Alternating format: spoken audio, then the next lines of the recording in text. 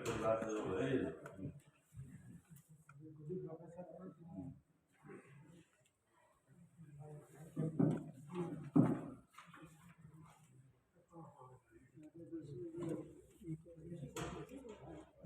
जन सेवा संस्थान के द्वारा श्री जनार्दन राय नागर विश्वविद्यालय के संयुक्त तत्वावधान में 139वीं महाराणा भूपाल जयंती के अवसर पर आयोजित ये राष्ट्रीय कला और संस्कृति पर गोष्ठी सेमिनार, इसके लिए मैं साधुवाद देते हुए सर्वप्रथम प्रोफेसर विमल शर्मा जी को और जय किशन चौबे जी को और इनकी पूरी कार्यकारिणी और इनकी ऊर्जा, उनको जो है बहुत नमन करता हूँ।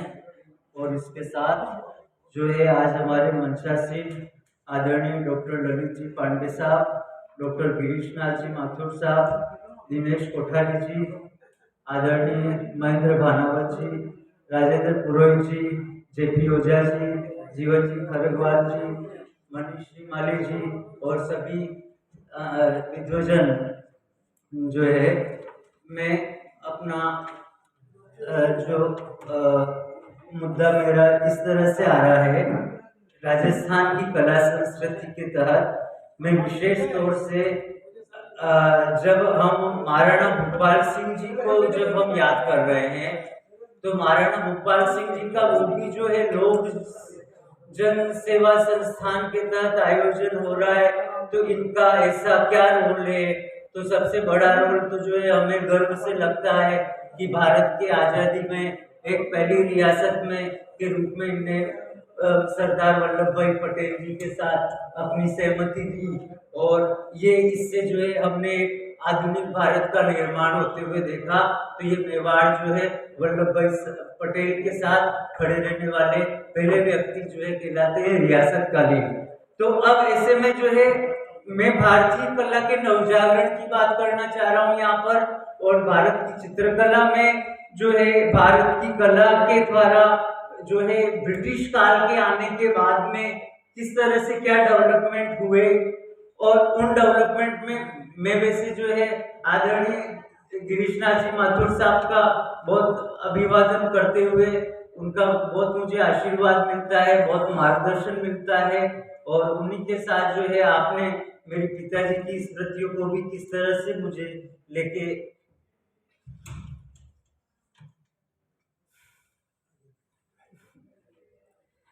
चलना है, वो आपकी प्रेरणा है।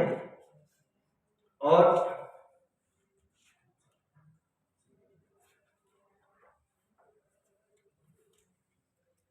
मैं मेरे पिताजी के ये उल्लेख डॉक्टर राधाकृष्ण वशिष्ठ जी, उनके उल्लेखों और संदर्भों से मैंने एक लेख लिखा है।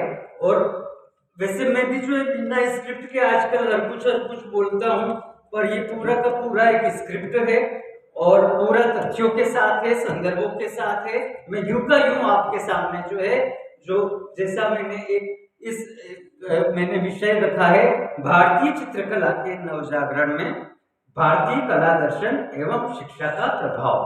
मतलब भारतीय चित्रकला के नवजागरण में भारतीय कला दर्शन एवं शिक्षा का प्रभाव। भारतीय कला एवं दर्शन का भारतीय संस्कृति और सभ्यता में महत्वपूर्ण स्थान है।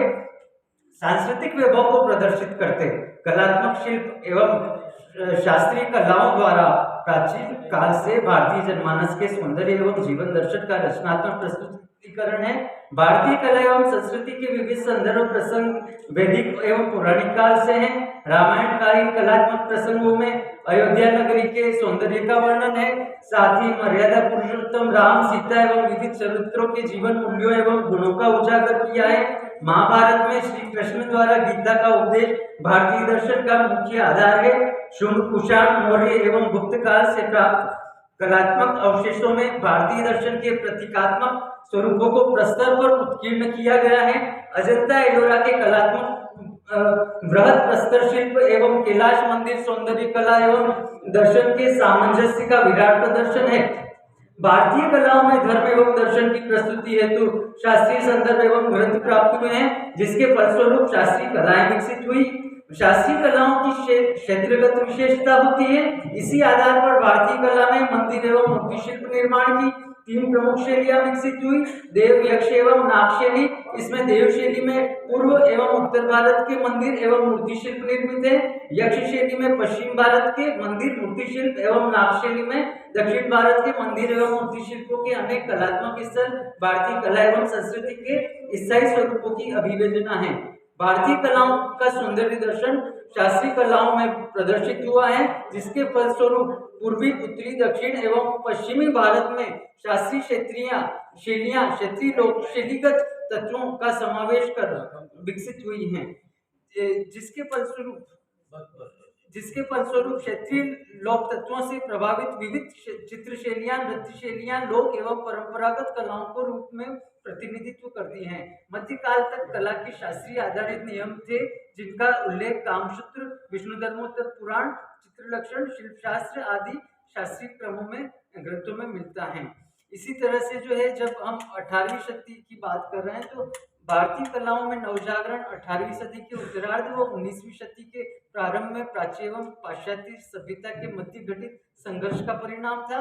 यूरोपीय कला पर प्राच्य प्रभाव की अपेक्षा एशिया पर यूरोपीय सभ्यता का प्रभाव कहीं अधिक व्यापक रूप से पड़ा। यही प्रभाव आनुपातिक असंतुलन के होते हुए भी पारस्परिक था और उसका बहुत व्यापक परिणाम हुआ।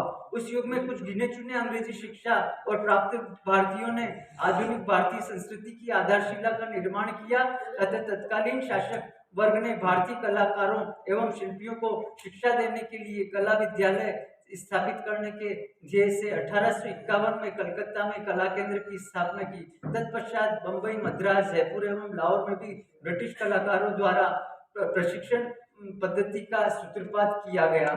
इसमें मैं जो एक और संदर्भ ये जोड़ रहा हूँ, जब मैं आज भारतीय नवजागरण के बारे में इस राजस्थान की कला और संस्कृति के बारे में लेख पढ़ रहा हूँ, तो इसमें जो मैंने जो भारतीय संस्कृति के भी जो तथ्य है ज्यादातर मुझे राजस्थान से वापस मिल रहे हैं। इसलिए जो ये राजस्थान की प्रामाणिकता को जो है और भारतीय कला संस्कृति के क्रम में भी जो है गौरव प्रदान करता है।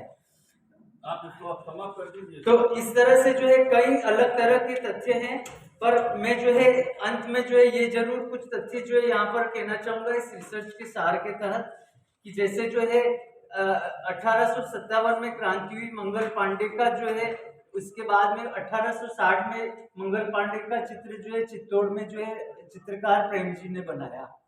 इसी तरह से जो है महाराणा प्रताप किस तरह से होंगे, इसका जो है कुंदन लाल ने जो है राजा रवि वर्मा को जो है प्रेरणा दी। इसी तरह से जो है 1855 का जो है स्वरूप सिंह जी का दरबार में जो है एक ब्रिटिश आर्टिस्ट और एक जो है यहाँ का आर्टिस्ट ताराचंद, उन दोनों ने बैठकर एक साथ जो ये चित्र बनाया और उसमें खुद ब्रिटिश महिला समीक्षिका ने कहा कि भारतीय जो है ये चित्र है, ये संयोजन है, ये यहाँ पर एक जो है एक कंप्लीट एस्थेटिक सेंस है, जबकि ये यथार्थवादी होते हुए भी बिखराव है।